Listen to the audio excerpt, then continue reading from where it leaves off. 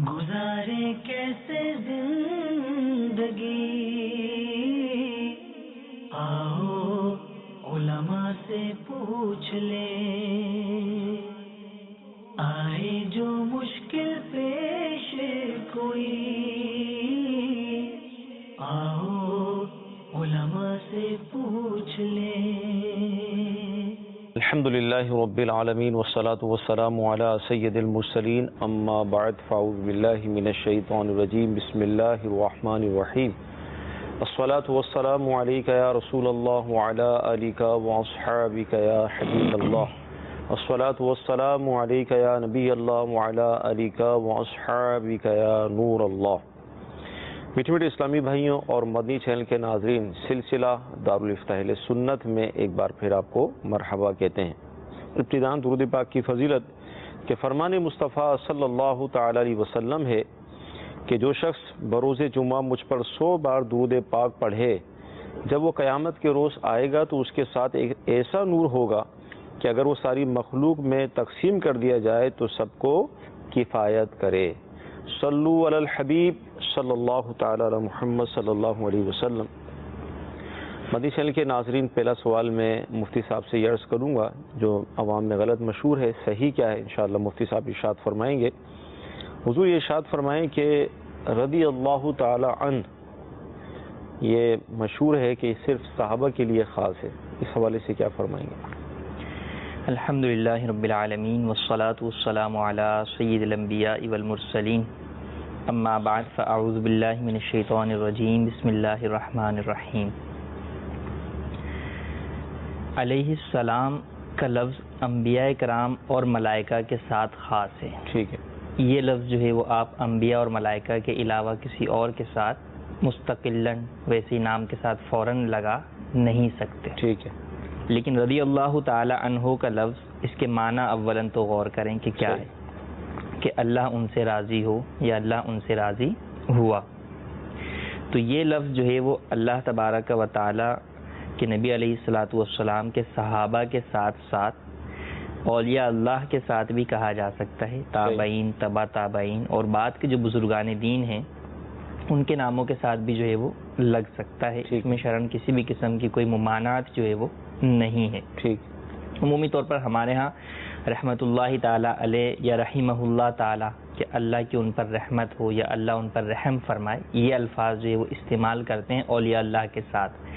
لیکن اولیاء اللہ کے ساتھ جو ہے وہ رضی اللہ تعالی عنہ کا لفظ کا استعمال بھی جو ہے وہ بزرگان دین سے اپنی کتابوں میں ثابت ہے۔ حضرت امام اعظم ابو حنیفہ رضی اللہ تعالی عنہ کے نام کے ساتھ عموماً رضی اللہ تعالی عنہ کا لفظ ہی لگتا ہے، یوں ہی غوث اعظم رضی اللہ تعالی عنہ کے ساتھ بھی رضی اللہ تعالی عنہ کا لفظ لگتا ہے۔ پھر قرآن پاک میں اللہ تبارک و تعالی نے ایک آیت میں فرمایا کہ بے شک وہ لوگ جو ایمان لائے اور انہوں نے نیک اعمال کیے تو ان کے لیے جنتیں ہیں۔ پھر آگے فرمایا رضی اللہ عنہم ورضوا عن ذالک لمن خشی ربہ، کہ اللہ ان سے راضی اور وہ اللہ سے راضی، اور یہ اس کے لیے کہ جو اپنے رب سے ڈرے۔ ٹھیک۔ تو مفسرین کرام نے اس آیت مبارکہ کی تفسیر میں بیان کیا کہ یہاں پر رب سے ڈرنے کی جو صفات بیان کی، مطلق بیان کی ہے۔ کوئی بھی مسلمان ہے جو نیک ایمان والا ہے اور نیک اعمال والا ہے، اور اس کے ساتھ ساتھ وہ اپنے رب تعالیٰ سے ڈرتا ہے، تو اس کے لیے یہ الفاظ استعمال ہوئے کہ اللہ اس سے راضی اور جو ہے وہ اللہ سے راضی ہے۔ تو پتہ چلا کہ رضی اللہ تعالی عنہ کا یہ لفظ قرآن پاک کی آیت سے ہی لیا گیا ہے۔ جب قرآن پاک کی آیت سے لیا گیا اور قرآن پاک کی آیت میں اس کا استعمال فقط جو ہے وہ صحابہ کے ساتھ ہی نہیں بلکہ عام مومنین کے ساتھ بھی استعمال کیا گیا ہے، تو اس کے استعمال میں کوئی حرج نہیں ہے۔ پھر اب صیغوں کے اعتبار سے فرق ہوتا ہے کہ رضی اللہ عنہ اگر کوئی مرد بزرگ ہیں اور ایک ہیں تو رضی اللہ عنہ کہتے ہیں، 4-5 کا ذکر ہو تو پھر رضی اللہ تعالی عنہم کہتے ہیں۔ اسی طرح اگر جو ہے وہ خاتون ہوں تو رضی اللہ تعالی عنہا کہتے ہیں، اور زیادہ ہوں افراد خواتین میں تو رضی اللہ تعالی عنہن کہتے ہیں۔ ٹھیک۔ یوں ہی رحمت اللہ تعالیٰ علیہ بھی کہہ سکتے ہیں، یعنی یہ نہیں ہے کہ یہ رحمت اللہ تعالیٰ علیہ کا لفظ جو ہے وہ خاص ہے، جو ہے وہ اولیاء اللہ کے ساتھ صحابہ کرام کے ساتھ نہیں لگا سکتے۔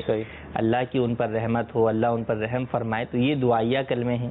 تو یہ دعا جو ہے وہ جس طرح اولیاء اللہ کو دی جا سکتی ہے، یوں ہی جو ہے وہ صحابہ کرام اور صحابیات کے ناموں کے ساتھ بھی لگ سکتا ہے، تو اگر کوئی ان کے ساتھ جو ہے وہ استعمال کر لیتا ہے تو کوئی ناجائز و گناہ نہیں ہے، اس میں کوئی حرج کی بات نہیں ہے۔ ٹھیک، مدنی شہر کے ناظرین، پتہ چلا کہ جو یہ کلمہ ہے رضی اللہ تعالی عنہ، یہ صحابہ کے ساتھ ساتھ اولیاء کرام کے ساتھ بھی لگ سکتا ہے۔ عوام میں جو غلط مشہور تھا اس کی وضاحت ہو گئی۔ اسی طرح حضور یہ ارشاد فرمائیں کہ عوام میں یہ بھی مشہور ہے کہ جو شوال کا چاند مکے میں دیکھ لے تو اس پر جو ہے حج بھی لازم ہو جاتا ہے، تو یہ کیا فرمائیں گے اس بارے میں؟ دیکھیں، اللہ تبارک و تعالیٰ نے حج فرض ہونے کے لیے جو ذکر فرمایا قرآن پاک میں، وَلِلَّهِ عَلَى النَّاسِ حِجُّ الْبَيْتِ مَنِ اسْتَطَاعَ إِلَيْهِ سَبِيلًا، کہ لوگوں پر جو ہے وہ اللہ کے لیے اس گھر کا حج فرض ہے، کس کو؟ جو شخص اس کی طرف بطور راستہ جو ہے وہ طاقت رکھے، استطاعت رکھے وہاں جانے کی، وہاں جا کر حج کرنے کی۔ ٹھیک، اب اس استطاعت کی تفسیر علماء نے بیان فرمائی کہ آنے جانے کے اس کے پاس اخراجات ہوں، وہاں پر رہنے کے اس کے پاس جو ہے وہ اخراجات موجود ہوں، جتنے عرصہ بھی حج کا پیریڈ ہوتا ہے۔ پہلے زمانوں میں یہ پیریڈ لمبا ہوتا تھا، 2-3 مہینوں پر مشتمل ہوتا تھا جب اونٹ کے قافلے ہوتے تھے یا سمندری سفر ہوا کرتا تھا۔ آج کل یہ ٹائم پیریڈ جو ہے وہ کم ہو گیا ہے۔ یوں ہی جس طرح وہاں پر وہ شخص جو جا رہا ہے اس کے پاس آنے جانے کے اخراجات ہوں گے، تو پیچھے جن افراد کا نان نفقہ اس پر واجب ہے، بیوی ہے، والدین ہیں، بچے ہیں، ان کے نان نفقے کے اخراجات بھی اس کے پاس ہوں، جو پیچھے اپنے اہل و عیال کو دے کر جائے تاکہ وہ بھی گزر بسر کر سکیں۔ اب جو شخص، یہ تو تھا راستے کے لیے، جو شخص وہاں پر موجود ہے تو وہ تو وہاں پہنچ ہی گیا، جس راستے کی شرط کی بات کی گئی تھی تو وہ تو وہیں پر ہی موجود ہے۔ اب آپ کہیں گے کہ جناب وہ تو حج تو ابھی بہت آگے، یہ تو شوال کا مہینہ ہے، تو چونکہ حج کے جو مہینے ہیں وہ شوال سے شروع ہو جاتے ہیں۔ شوال کا مہینہ حج کا مہینہ کہلاتا ہے، ذوالقعدہ حج کا مہینہ کہلاتا ہے، ذوالحجہ جو ہے وہ حج کا مہینہ کہلاتا ہے۔ تو وہ یوں کہ حج کا احرام جو ہے وہ ان سے پہلے نہیں، حج کا احرام جو ہے وہ ان مہینوں میں بنتا ہے۔ صحیح، تو اس لیے یہ مہینے ہوئے، تو ان مہینوں میں جس کے پاس وہ طاقت اور استطاعت ہوگی وہاں تک پہنچنے کی، اس کے اوپر حج فرض ہو جائے گا، اور حج زندگی میں ایک ہی بار فرض ہوتا ہے۔ اگر کوئی پہلے کر چکا ہے تو بھلے وہ 10 بار چاند دیکھے، اس کے اوپر دوبارہ حج فرض نہیں ہوگا۔ سوال اس سے متعلق ہے جس نے حج پہلے کبھی کیا ہی نہیں۔ عمومی طور پہ لوگ عمرے میں جاتے ہیں تو اب وہاں پر رمضان المبارک کا مہینہ گزارا تو وہ چاند جو ہے وہ ایک طریقے سے دیکھ لیتے ہیں۔ اچھا، اب چاند بعض دیکھنے والے مدینے میں بھی ہیں تو پورے عرب کے اندر چاند دیکھنے والے پر یہ احکام لازم ہو، ایسا نہیں۔ جو مکۃ المکرمہ میں دیکھے گا اس کے اوپر جو ہے وہ احکام لازم ہوں گے۔ تو جو مدینے میں دیکھا اور مدینے سے ڈائریکٹ جدہ آ گیا اور واپس پاکستان آ گیا تو اس کے اوپر تو یہ بات گفتگو ہے ہی نہیں۔ ہاں، جس نے مکۃ المکرمہ میں چاند دیکھا، اب اس سے متعلق یہ ہے کہ چونکہ سارا اس کا جو پیریڈ ہے آگے کا، اس کے اندر اس کے پاس رہنے کھانے پینے، صرف پہنچنے سے تو استطاعت نہیں ہوگی نا، بعد میں اس نے آگے رہنا بھی ہے، حج بھی کرنا ہے، پیچھے نان نفقہ جن کا ہے وہ بھی ادا کرنا ہے، تو کیا وہ بھی اس کے پاس موجود ہے؟ وہ جو اگر شوال کا چاند دیکھا ہے تو کیا وہ 2 مہینے 10 دن 15 دن یہ وہاں پر جو ہے وہ رہ سکتا ہے؟ اتنے اس کے پاس مال و اسباب ہیں، کھانے پینے کے اعتبار سے بھی، رہائش کے بھی اعتبار سے، اور اتنے ہی ایام کا نان نفقہ اس کا پیچھے اہل و عیال کے لیے موجود ہے، تو اب ایسے شخص پر حج فرض ہو گیا۔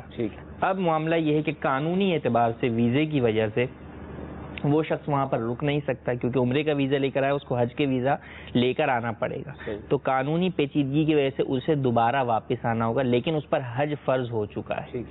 اب اسے دوبارہ کوشش کر کے کسی بھی طریقے سے اپنے حج فرض کی ادائیگی کے لیے واپس آنا پڑے گا، جس کے پاس اتنا مال موجود ہے کہ وہ 2 مہینے 3-2.5 مہینے جو بھی ٹائم پیریڈ بنتا ہے اس کے پاس اخراجات بھی ہیں، وہاں رہنے کے بھی، وہاں کھانے پینے کے بھی، اور پیچھے اہل و عیال کے نان نفقے کے بھی۔ اور اب جب اس کے اوپر حج فرض ہو گیا، پاکستان واپس آ گیا، اب اگر اس کے پاس مال موجود نہ ہو تو بھی اس کے لیے حکم یہ ہے کہ وہ قرض لے کر اپنے حج فرض کی ادائیگی کے لیے کوشش کرے، اور یہی نیت کرے کہ میں اس قرض کو ادا کر دوں گا، کسی بھی طریقے سے اپنے حج فرض کی ادائیگی کے لیے کوشش کرے، اور اس سال یا آئندہ سال جیسے ممکن ہو جلد از جلد اپنے حج فرض پورا کرے۔ اور دوسرا وہ فرد ہے کہ جس کے پاس اتنے پیسے ہی نہیں ہیں کہ وہ وہاں پر 2 مہینے رہ سکے اور وہاں کے اخراجات برداشت کر سکے، تو ایسی صورت میں اس کے اوپر حج فرض نہیں ہوگا، اگرچہ اس نے وہاں پر چاند دیکھ لیا، کیونکہ استطاع الیہ سبیلا کی جو مکمل صورت ہے استطاعت کی، جو مکمل کیفیت ہے، وہ اس پر قادر نہیں ہے. اس کے کچھ حصے پر تو قادر ہے کہ وہ وہاں تک پہنچ تو گیا ہے، لیکن حج تک وہ وہاں پر رہ کر اپنے اخراجات پورے کر سکے وہ اس کے پاس نہیں. تو ایسی صورت میں اگر وہ واپس پلٹ بھی آتا ہے تو اس کے اوپر حج فرض نہیں ہوگا. ہاں پھر واپس آ کر دوبارہ کبھی صاحب استطاعت ہوگا تو حج فرض ہوگا. بڑا تفصیلی جواب جو ہے مفتی صاحب نے اس حوالے سے ارشاد فرمایا کہ جو شوال کا چاند مکہ مکرمہ میں دیکھتے ہیں ان کے لیے کیا حکم ہے. آئیے مدنی چینل کے ناظرین کی کالز کو لیتے ہیں، دیکھیں ہم سے کیا پوچھ رہے ہیں. السلام علیکم ورحمۃ اللہ وبرکاتہ. وعلیکم السلام ورحمۃ اللہ وبرکاتہ. محمد ندیم اطاری حافظ آباد سے بات کر رہا ہوں. اور اگر ہم نے قربانی کے لیے جانور لیے ہیں تو ان کے کان کے اوپر جو ہے نا نشان یعنی پک لگا ہوا ہے، تو اس سلسلے میں جو ہے نا میں معلومات دینی تھی کہ وہ قربانی ہونے گی یا نہیں ہوگی. السلام علیکم ورحمۃ اللہ وبرکاتہ. وعلیکم السلام ورحمۃ اللہ وبرکاتہ. جانور ان کے پاس ہے، اس کے کان پر کٹ لگا ہوا ہے، کیا فرمائیں؟ اگر تو دیکھیں اولاً تو یہ ہے کہ جانور اللہ تبارک و تعالیٰ کی بارگاہ میں جب ہم جو ہے وہ ذبح کر رہے ہیں، قربان کر رہے ہیں، تو حتی الامکان یہ کوشش کریں کہ وہ تمام عیوب سے پاک ہو، ہر قسم کے، اس پہ کوئی بھی کٹ نہ ہو، کچھ بھی نہ ہو، اچھا سے اچھا جانور رب کی بارگاہ میں قربان کریں. لیکن بعض عیوب وہ ہیں جو کہ قربانی سے مانے ہیں کہ قربانی جو ہے وہ ان عیوب کے ہوتے ہوئے جائز نہیں ہے، خاص کر جو ہے وہ غنی کے لیے. تو اب یہ وہ عیب میں آئے گا یا نہیں، تو اس کی یہ تفصیل ہے کہ اگر تہائی کان کٹا ہوا ہے صحیح تو ایسی صورت کے اندر اس کی قربانی نہیں ہوگی. اور اگر تہائی سے کم جو ہے وہ کان کٹا ہوا ہے، جیسے صرف کٹ بیان کر رہے ہیں، مکمل طور پہ کٹا ہوا ہے، اس کا حصہ نہیں ہے، صرف کٹ لگا ہوا ہے یا کوئی ایک دو سوراخ اس کے اندر ہوئے ہیں، تو ایسی صورت کے اندر اس کی قربانی ہو جائے گی. ٹھیک ہے، مزید کورس دیجیے. سر میرا سوال یہ تھا کہ ایک انسان اگر دوبارہ گناہ کرے تو دوبارہ معافیاں بھی مانگے تو اس کے گناہ کیا معاف ہو جاتے ہیں اس طرح؟ جی مزید. سوال یہ ہے کہ میں ایک زمین لیا 3 سال پہلے تقریباً، تو ابھی وہ خالی پڑی ہوئی ہے، تو اس کا کیا مسئلہ ہے؟ جیسے اس میں کچھ زکوٰۃ نکالی جائے گی کہ نہیں نکالی جائے گی؟ اس کی مالی قیمت لمسم آج کے ڈیٹ میں 10 لاکھ روپیہ ہے. اب تو اس کے لیے ذرا ارشاد فرما دیجیے اس کے لیے کیا کیا جائے. السلام علیکم. اللہ عرض کرتے ہیں. وعلیکم السلام ورحمۃ اللہ وبرکاتہ. انسان جب گناہ کرتا ہے تو معافی کی صورت ہے، پھر گناہ کر لیا پھر معافی مانگ لی. اللہ تبارک و تعالیٰ نے قرآن پاک میں واضح طور پر ارشاد فرمایا ان اللہ لا یغفر ان یشرک بہ ویغفر ما دون ذلک لمن یشاء. اللہ تبارک و تعالیٰ شرک کو معاف نہیں کرے گا اور اس کے علاوہ ہر چیز کو معاف فرما دے گا. اللہ تبارک و تعالیٰ کی جو ہے وہ غفوری اور رحیمی ہے. دیکھیں کہ شرک کے علاوہ ہر گناہ کو جو ہے وہ اللہ تبارک و تعالیٰ معاف فرمائے. شرک بھی وہ جس سے توبہ نہ کی جائے، اگر شرک سے بھی توبہ کر لی تو وہ بھی معاف ہے. تو کتنے سے بڑا ہی بندہ گناہ کر لے، اللہ کی بارگاہ میں ندامت کے ساتھ حاضر ہو، سچی توبہ کر لے تو اللہ تبارک و تعالیٰ معاف فرما دیتا ہے.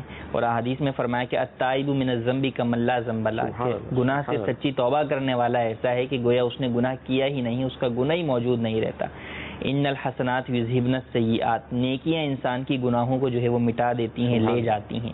تو اب دار و مدار اس پر ہے کہ ہم سچی توبہ کریں. ٹھیک. سچی توبہ کے ارکان میں سے یہ بیان کیا گیا کہ اولاً تو انسان کو اپنے اس گناہ پر ندامت ہو، شرمندگی ہو. یعنی یہ نہ ہو کہ ہم کسی گناہ سے اس لیے بچ رہے ہیں کہ یار لوگ کیا کہیں گے. صحیح. ویسے اس پر ندامت نہیں ہے ہمیں، ہم لوگوں کی وجہ سے اس گناہ سے جو ہے وہ بچ رہے ہیں. یا ہم کسی گناہ سے یوں بچ رہے ہیں کہ یار اب ڈاکٹر نے کہہ دیا ہے کہ بس اب جو ہے نا یہ آپ کا اینڈ ہے، اب اس کے بعد اگر آپ نے جو ہے وہ اس چیز کو استعمال کیا تو اب ہم یوں چھوڑ رہے ہیں. تو یہ گناہ کی جو ہے وہ اللہ کی نافرمانی کی وجہ سے چھوڑنا نہیں ہوا. صحیح. یہ توبہ نہیں ہے، توبہ نہیں ہے. یہ تو آپ عوارض کی بنا کے اوپر جو ہے وہ اس چیز کو جو ہے وہ چھوڑ رہے ہیں. یا یہ کہ اتنا گناہ کر لیا اور اب اس گناہ سے خود ہی جو اکتاہٹ ہو رہی ہے، اب جو اس کو چھوڑ دیا کہ نہیں یہ اب جو ہے یہ نہیں کرنا. تو یہ ندامت اور شرمندگی نہیں ہے. ندامت اور شرمندگی یہ کہ آدمی کو اپنے کیے پر یوں ندامت ہو کہ میں نے رب کی نافرمانی کی ہے اس معاملے میں، اور میرے کو یہ گناہ ہرگز نہیں کرنا چاہیے تھا. تو اس بات پر ندامت اور شرمندگی ہو، یہ اصل چیز ہے کہ الندم توبۃ، کی ندامت اور شرمندگی ہی جو ہے وہ حقیقت ہے، توبہ کی روح ہے. اب اس کے بعد یہ کہ آئندہ اس کے نہ کرنے کا پختہ ارادہ ہو. صحیح. اگر توبہ کر بھی رہے اور پتہ ہے کہ ابھی جا کر یا مجھے ہفتے کو یہ گناہ کا کام دوبارہ کام کرنا ہے، تو ایسی صورت میں وہ توبہ نہیں، وہ تو توبہ ہی نہیں ہے. کہ توبہ میں تو یہی ہے کہ آپ کا پختہ ارادہ ہو کہ میں آئندہ یہ کام ہرگز نہیں کروں گا. تو اور پھر تیسرا یہ کہ اگر وہ گناہ ایسا ہے کہ اس سے متعلق کچھ حقوق ہیں تو وہ ادا کیے جائیں. مثلا نمازیں قضا ہوئی ہیں تو ان کی قضا پڑھی جائے. کسی کا مال چرایا ہے تو اسے اس کا مال واپس کیا جائے, اس سے معافی مانگی جائے. یہ تیسرا معاملہ آ جاتا ہے.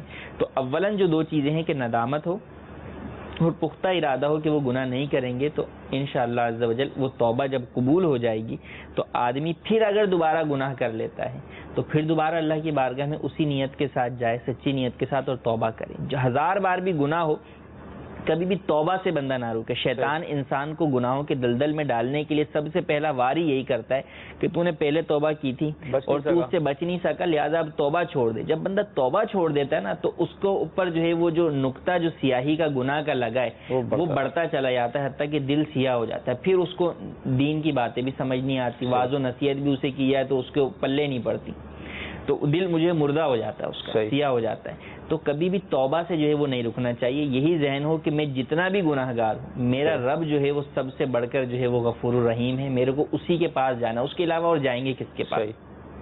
تو ہمیشہ یہ ذہن رکھیں, کوئی کتنا ہی بڑا سے بڑا فاسق و فاجر ہو, کہ کوئی کتنا ہی بڑا گناہ کیوں نہ کر لیا ہو, رب کی بارگاہ میں حاضر ہو کر رب سے معافی مانگے تو انشاءاللہ وہ گناہ جو ہے اس کا معاف ہوگا. اور ندامت اور شرمندگی سے معافی مانگنے سے وہ جو دل کی سیاہی تھی جو گناہوں کی وجہ سے تھی وہ ختم ہوتی ہے. اور پھر یہ ہوتا ہے کہ بندہ جو ہے وہ دوبارہ کچھ لمحے کے لیے, کچھ دیر کے لیے, کچھ دنوں کے لیے کم از کم اس میں ایک احساس تو ہوتا ہے. بغیر توبہ کیے گناہ پہ گناہ کیے جا رہا ہے تو اگلا گناہ کرتے ہوئے اسے شرمندگی بھی نہیں ہو رہی. لیکن جب ایک بار توبہ کر کے اس گناہ کی طرف دوبارہ شیطان اسے بڑھاتا ہے تو کچھ دیر کے لیے اس میں جو ہے وہ احساس ندامت ہوتا ہے کہ یار میں نے تو رب سے وعدہ کیا تھا, توبہ کیا تھا. پھر بھلے اگرچہ وہ شیطان کے بہکاوے میں آ کے دوبارہ وہ گناہ کر لے, لیکن وہ اصرار گناہ کے اوپر اور وہ گناہ کے دلدل کے اندر دھنستے چلے جانا وہ اس کے اندر نہیں پایا جاتا. تو کبھی بھی گناہوں کی وجہ سے توبہ سے بندہ جو ہے وہ دور نہ ہو, اللہ کی بارگاہ میں سچی توبہ کرتا رہے اور اللہ تبارک و تعالیٰ سے ہمیشہ توبہ پر جو ہے وہ استقامت کی توفیق طلب کرتا رہے. مدنی چینل کے ناظرین, توبہ واقعی یہ بھی ایک ایسا موضوع ہے, کئی روایتیں ذہن میں بھی آ رہی ہیں. ایک امام محمد غزالی رحمۃ اللہ تعالی علیہ نے توبہ کے حوالے سے ارشاد فرمایا کہ توبہ سے کبھی بھی غافل نہ ہو, اس لیے کہ ہو سکتا ہے کہ اب کی توبہ کے بعد تمہارا انتقال ہو جائے, موت آ جائے, تو موت کس پر ہوگی؟ توبہ پر ہوگی. تو لہذا کبھی بھی توبہ سے غفلت نہیں کرنی چاہیے. اور ابھی آپ نے فضائل بھی سن لیے کہ اللہ تبارک و تعالیٰ گناہوں کو معاف کرنے والا ہے. زمین لی, اب اس زمین پر زکوٰۃ کا کیا ہوگا, اس حوالے سے ارشاد فرمائیں. دیکھیں, زمین یا کوئی بھی ایسا مال آپ لیتے ہیں جو کہ سونا چاندی کے علاوہ ہے, کرنسی کے علاوہ ہے, تو اب جو دیگر اموال موجود ہیں, زکوٰۃ شرط فرض ہونے کے لیے شرط ہے کہ وہ مال نامی ہو, مال نامی بڑھنے والا مال. تو اب ان مالوں میں مال نامی اسی وقت ہوتا ہے جب یہ مال تجارت بن جائیں, اور مال تجارت یوں بنتے ہیں کہ آپ خریدتے وقت بیچنے کی نیت کریں. صحیح. تو اگر بیچنے کے لیے نہیں خریدی وہ زمین تو اس پر زکوٰۃ نہیں ہے. اور اگر بیچنے کے لیے خریدی ہے اور اب تک ارادہ بھی یہی ہے کہ آگے اس کو بیچنا ہی ہے اور آپ نے اسے کرائے پر بھی نہیں دیا, تو ایسی صورت میں تو اس کے اوپر زکوٰۃ لازم ہوگی سال پورا ہونے پر. اور جو زکوٰۃ لازم ہوگی وہ سال پورا ہونے پر جو اس کی قیمت بنتی ہے مارکیٹ ویلیو کے اعتبار سے, اس اعتبار سے زکوٰۃ دینی ہوگی. اور اگر اپنی رہائش کے لیے لی یا جو ہے وہ بچوں کو دینے کے لیے جو ہے وہ زمین خریدی ہے تو ایسی صورت میں اس پر زکوٰۃ نہیں ہوگی. ٹھیک. اچھا, حضور ارشاد فرمائیں, بعض لوگوں کے ذہن میں یہ بھی بات ہوتی ہے کہ جب تک بچوں کی شادی نہ ہو جائے, بچیاں جوان ہیں, اس وقت تک حج نہیں ہوگا فرض. تو اس حوالے سے کیا فرمائیں گے؟ یہ بھی کہتے ہوئے سنائی دیتے ہیں کہ بھئی ایک یہ فرض بھی ہم پر جو ہے وہ باقی ہے, یعنی بچیوں کی شادی جو ہے وہ ایک فرض ہے, تو پہلے اس فرض کو کرنا ضروری ہے. پھر چونکہ لوگ اپنے طور پہ جو ہے وہ بے تکے دلائل بھی دیتے ہوئے نظر کہ جناب نہیں, یہ تو بندوں کا معاملہ ہے, بیٹی کا حق ہے, اولاد کے حقوق پہلے ہیں, انہیں جو ہے وہ ادا کریں. یہ آپ کو کئی چیزوں میں لوگ کہتے ہوئے سنائی دیں گے. نماز کی بات کریں تو پہلے جناب کاروبار بھی تو کرنا ہے, کمانا بھی تو ہے, اولاد کو کھلانا ہے, یہ بھی تو عبادت ہے. صحیح. تو شیطان جو ہے وہ انسان کو بھلائی کے لبادے کے اندر جو ہے وہ برائی کی طرف جو ہے وہ بلاتا ہے. تو یہ انہی چیزوں کی حال ہے کہ دین کا نام لے کے چیز کو عبادت بنا کر اس کو, اگرچہ وہ چیز فی نفسی ہی جائز ہے, حقوق بھی ہیں, سب کچھ ہیں, لیکن درجہ بندیاں ہیں ہر چیز کے اندر. اسلام کے 5 اراکین میں سے ایک رکن اعظم جو ہے وہ حج ہے. ٹھیک. کہ جن کے اوپر اسلام کی جو ہے وہ بنیاد ہے, ستونوں میں سے جو ہے وہ ایک ستون جو ہے وہ حج ہے. اور وہ زندگی کے اندر ایک ہی مرتبہ جو ہے وہ فرض ہے. اللہ کی رحمت ہے کہ زندگی میں ایک ہی مرتبہ جو ہے وہ حج فرض ہے. تو اب جو مال پاس آیا ہے اس مال کے آپ کو شکر میں اللہ تبارک و تعالیٰ کی بارگاہ میں جو ہے وہ حاضر ہونا چاہیے. دنیا میں آپ دیکھ لیں کہ اگر کسی کے پاس کوئی مال کوئی سیٹ بھیج دے تو 10 بار چکر لگائیں گے اس کے گھر پہ دعوت میں یا اس کا شکریہ ادا کرنے کے لیے. یہاں رب العالمین اتنا جو ہے وہ مال و دولت دے رہا ہے, ہم کیا وہی مال خرچ کر کے رب کی بارگاہ میں جو ہے کعبۃ اللہ شریف جا کر اس کی جو ہے وہ بارگاہ میں حاضر ہو کر شکر ادا نہیں کر سکتے؟ اللہ تو یہ تو شکر کا ادا کرنے ہی بندہ چلے جائے, اس چیز سے قطع نظر کہ یہ مجھ پر فرض ہے یا کیا ہے, یہی سوچ لے کہ بھئی میں تو اللہ کا شکر ادا کرنے رب کی بارگاہ میں جو ہے وہ حاضر ہو رہا ہوں. تو اس چیز کو بھی جو ہے وہ سامنے رکھا جائے. اچھا اب شادی, ٹھیک ہے شادی کر دیجئے آپ, بیٹیوں کی پہلے کر دیجئے. شادی کے اندر کیا چیز شریعت نے آپ پر لازم کی ہے؟ کہاں شادی جو ہے وہ 2 لاکھ کی ہے, 3 لاکھ کی ہے, 5 لاکھ کی, 10 لاکھ کی؟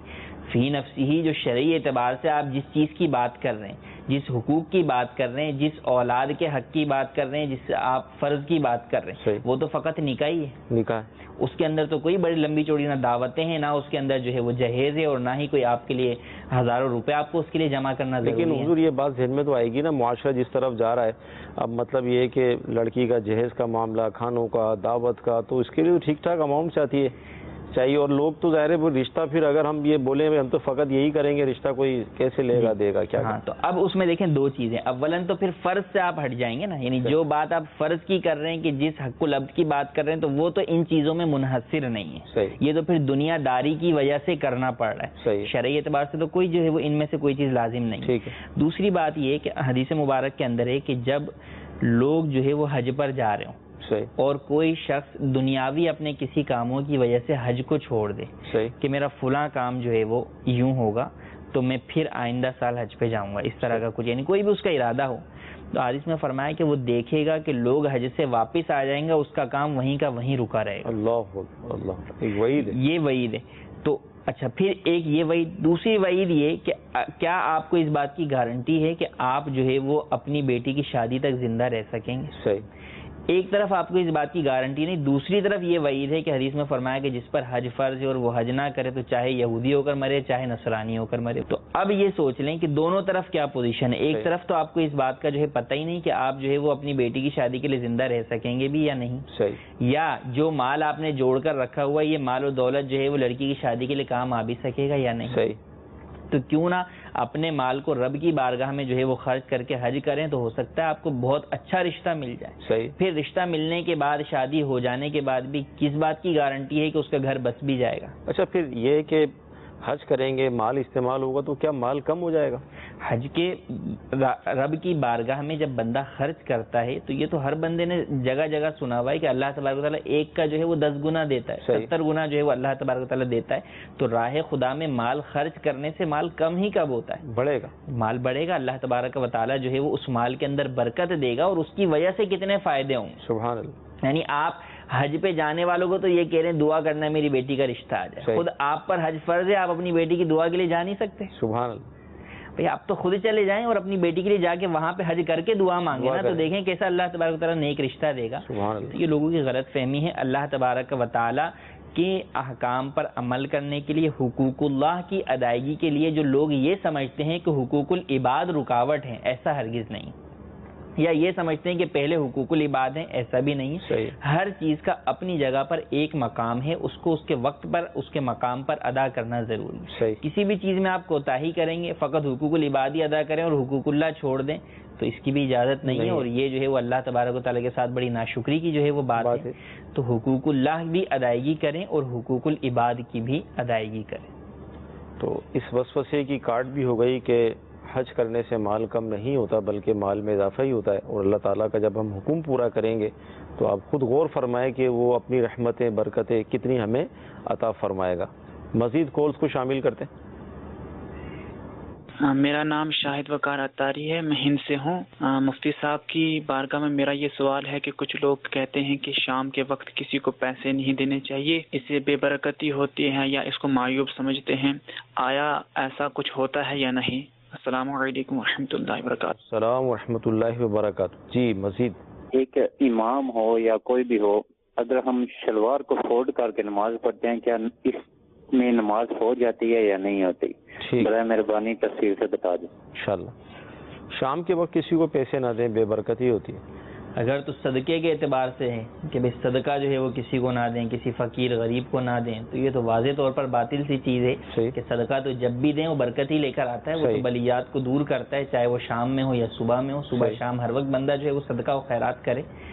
اور اس کے علاوہ بھی کہ لین دین کے اندر، کاروبار میں لین دین میں یا ویسے بھی کسی کو نہ دیں تو یہ بدشگونی ہے، اس کی اسلام میں اجازت نہیں ہے۔ اس طرح دینے سے کوئی جو ہے وہ بے برکتی یا نحوست ہرگز نہیں ہے، بالکل دے سکتے ہیں۔ ویسے تو ہمارے بازاروں میں پیمنٹ تو شام میں ہی ملتی ہے، ساری جو ہے وہ پیمنٹ کلیکشن ہی جو ہے وہ کہتے ہیں کہ جو ہے وہ صبح یہ کہتے ہیں کہ جیسے یہ بھی آپ بتا دیجیے بسم اللہ نہیں ہوئی، ہاں تو ابھی اس حوالے سے بونی جو ہے وہ نہیں لگی، تو بسم اللہ کا لفظ تو اس مقام پہ استعمال کرنا جو ہے وہ ہرگز درست نہیں ہے۔ صحیح۔ باقی یہ ہے کہ شام میں دیں یا صبح دیں، دونوں صورتوں کے اندر دے سکتے ہیں۔ بدشگونی کی اسلام میں اجازت نہیں ہے۔ اسلام وہ دین ہے جو ہمیں اچھے فعال لینے کے لیے کہتا ہے، ٹھیک کہ اچھا فعال لیں، وہ آپ کے لیے جو ہے بدشگونی جو ہے وہ ہرگز نہ ہے۔ ٹھیک۔ امام ہو یا مقتدی ہو، کوئی بھی ہو، شلوار کو فولڈ کرنا، جی ہاں، یہ بھی ایک طرح کی غلط فہمی ہے کہ بھئی ٹخنوں سے اوپر جو ہے وہ پاجامہ یا شلوار جو ہے وہ رکھنا سنت ہے، تو یہ تو بالکل صحیح ہے، یہ تو اپنی جگہ مسئلہ درست، لیکن غلط فہمی یہ ہے کہ نماز میں پھر اس سنت پر عمل کرنے کے لیے اپنے پائچے یا شلوار اوپر سے گھرس لیتے ہیں، فولڈ کر لیتے ہیں، چونکہ وہ سنت کے اوپر عمل کرنے کی نیت سے کر رہے ہوتے ہیں، لیکن در حقیقت مسئلے سے غافل ہونے کی وجہ سے ان کی نماز مکروہ تحریمی ہو جاتی ہے، کیونکہ دوسری حدیث کے اندر فرمایا کہ حضور اکرم صلی اللہ علیہ وسلم کی حدیث مبارکہ بخاری شریف کی کہ امرت ان اسجد علی سبعۃ اعظم ولا اکف الشعر والثوب، کہ مجھے حکم دیا گیا کہ 7 ہڈیوں پر سجدہ کروں اور کپڑے اور بالوں کو نہ موڑوں۔ صحیح۔ تو کپڑے اور بال موڑنا جو ہے وہ نماز میں جائز نہیں ہے، تو اب کپڑا کہیں سے بھی فولڈ اگر کرتے ہیں تو وہ مکروہ تحریمی ہو جائے گی، نماز ناجائز و گناہ ہو جائے گی۔ اب دوسری طرف سوال یہ کہ پھر اس سنت کے اوپر عمل کیسے ہو، اور بعض احادیث کے اندر یہ بھی کہا گیا کہ جو ٹخنوں سے نیچے جو ہے وہ لٹکائے تو اس کے لیے جو ہے وہ ہلاکت ہو، تو پھر اس ہلاکت سے جو ہے وہ کیسے بچا جائے؟ تو سب سے پہلے تو یہ کہ سنت کے مطابق لباس ہی جو ہے وہ ٹخنوں سے اوپر سلوایا جائے، چاہے کوئی بھی آپ کا لباس ہو۔ ٹھیک۔ لیکن اگر جو ہے وہ لباس جو ہے وہ لمبا سل گیا ہے یا آپ لمبا پہن رہے ہیں اور نماز کا وقت ہو گیا ہے، تو اب یہ بات یاد رکھیں، تکبر کی نیت سے ٹخنوں سے نیچے جو ہے وہ لٹکانا حرام ہے، گناہ ہے، تو تکبر کی نیت کو اپنے دل سے نکال دیں، صحیح ہے، اور پھر اسی حالت میں نماز ادا کر لیں، کہ پھر اس حالت میں نماز ادا کرنا کم از کم مکروہ تنزیہی ہوگا، جائز ہوگا لیکن گناہ نہیں ہوگا، جبکہ دوسری طرف جب آپ فولڈ کر کے نماز پڑھیں گے تو مکروہ تحریمی ہوگا۔ تو اب دو چیزوں کے درمیان آ گئے، ایک طرف مکروہ تنزیہی ہے، ایک طرف تحریمی ہے، چونکہ تحریمی گناہ ہوتا ہے تو اس لیے اس سے بچیں گے اور تنزیہی والی صورت کو اختیار کر کے نماز ادا کریں گے۔ ہاں، آئندہ کے لیے یہی ہوگا کہ اس بات کا حتی الامکان خیال کریں اور سنت کے مطابق لباس ہی ٹخنوں سے اوپر سے۔ سود کے حوالے سے کیا فرمائیں گے کہ یہ بھی ایک غلط مسئلہ مشہور ہے کہ سود فکس ہو تو سود ہوتا ہے ورنہ نہیں ہوتا؟ ہاں، کسی کو بھی جو ہے وہ قرض دیا یا جو ہے وہ پارٹنرشپ کے وہ طریقہ کار جن کے اندر رقم قرضی ہوتی ہے، ٹھیک، اس بارے میں لوگ یہ سمجھتے ہیں کہ جناب ہمیں وہ فکس اماؤنٹ نہیں دے رہا، کبھی وہ 2500 دے دیتا ہے، کبھی 3 دے دیتا ہے، کبھی کچھ دے دیتا ہے، کبھی کچھ دے دیتا ہے، تو وہ سود جو ہے وہ نہیں ہے۔ تو ایسا نہیں ہے، دیکھیں قرض کے اوپر نفع جو ملے گا وہ سود ہوگا، ٹھیک ہے، بس وہ مشروط ہے نفع، شرط ہے کہ بھئی اس قرض کے اوپر نفع تمہیں ضرور ملے گا، اگر یہ طے ہے تو اب وہ چاہے فکس ہو یا ان فکس ہو، دونوں صورتوں کے اندر وہ سود ہے، کہ حدیث میں فرمایا کل قرض جر منفعۃ فہو ربا، ہر وہ قرض جو منفعت نفع کھینچ کر لائے وہ سود ہے۔ تو اب وہ نفع مطلق ہے، چاہے فکس ہو یا ان فکس ہو، تو لہٰذا یہ سمجھنا کہ جناب فکس ہوگا تو سود ہوگا ورنہ نہیں ہوگا، ایسا ہرگز نہیں ہے، وہ بھی سود ہی ہوگا۔ مدنی چینل کے ناظرین، سلسلہ ہوا غلط جو مسائل تھے اس کی نشاندہی کی گئی، صحیح مسئلہ بیان کیا گیا، یعنی عوام کے اندر اب آپ خود غور فرما لیں کہ کیسی کیسی باتیں مشہور ہیں۔ اس کی ایک بنیادی وجہ علم دین سے دوری ہے۔ اگر آپ علم دین حاصل کریں گے، یہ مدنی چینل کے سلسلے دیکھتے رہیں گے تو انشاءاللہ آپ کے علم میں اضافہ بھی ہوگا۔ اللہ تعالیٰ کی بارگاہ میں ہم دعا کرتے ہیں کہ اللہ عز و جل آج کا ہمارا یہ سلسلہ اپنی بارگاہ میں قبول فرمائے، جو ہم نے سنا ہے، جو سیکھا ہے، اس پر عمل کرنے کی توفیق عطا فرمائے، آمین۔ صلو علی الحبیب صلی اللہ تعالی علی محمد۔ گزارے کیسے زندگی، آؤ علماء سے پوچھ لیں۔